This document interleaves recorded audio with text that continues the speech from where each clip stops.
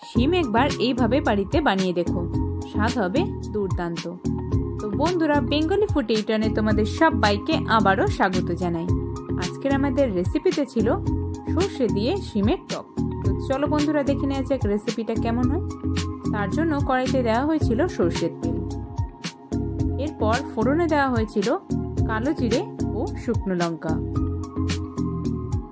কালো জিরে ও শুকনো লঙ্কা দিলে যখনই একটা সুন্দর গন্ধ বেরোবে, ঠিক তখনই দিয়ে দিতে হবে শিম।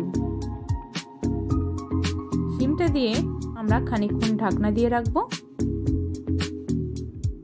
এরপর ঢাকনা খুলে শিমগুলোকে খুব ভালো করে ভেজে নেব।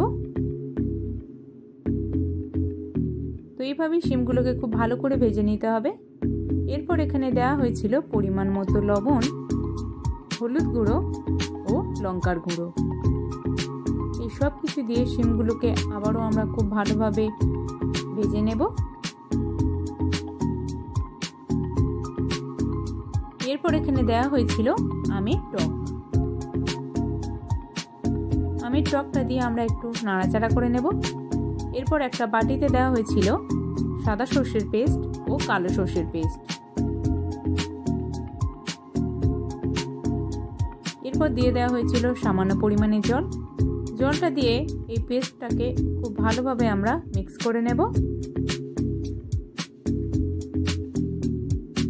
এরপর সর্ষের পেস্টগুলোকে আমরা শিমের মধ্যে দিয়ে দেব।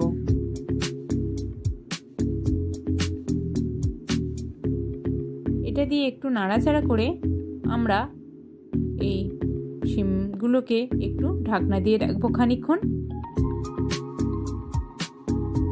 তো ঢাকনা খুললেই একটা অসম্ভব সুন্দর গন্ধ বেরিয়েছে বন্ধুরা।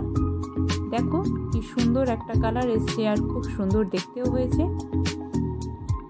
এরপর উপর থেকে একটু সর্ষের তেল ছড়িয়ে দিতে হবে। সর্ষের তেলটা দিয়ে একটু নাড়াচাড়া করে নেব। সর্ষের তেলটা দিলে একটা খুব সুন্দর ফ্লেভার আসে। তো এইভাবেই আমাদের তৈরি হয়ে গেল সর্ষে দিয়ে শিমের টক।